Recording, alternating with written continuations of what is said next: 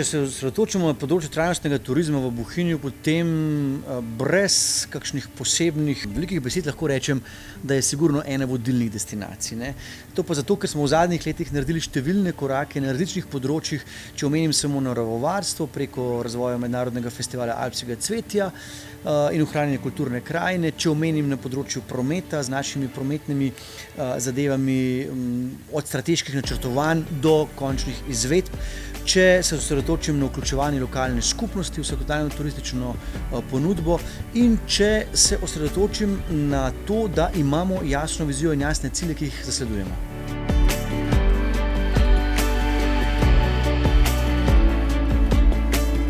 Največji izzivi na področju trajnostnega turizma v tem trenutku so najti primerno ravnotežje med potrebami lokalne skupnosti, lokalnega življa, to se pravi tistih, ki tukaj živimo, in potrebami, ki jih narekuje sam turistični razvoj. Tukaj prihaja do raznih ali pa do malenkostnih tudi razkorakov in se mi zdi, da je ravno v zapolnitvi te vrzeli je ključen izziv za trajnostni razvoj v Bohinju.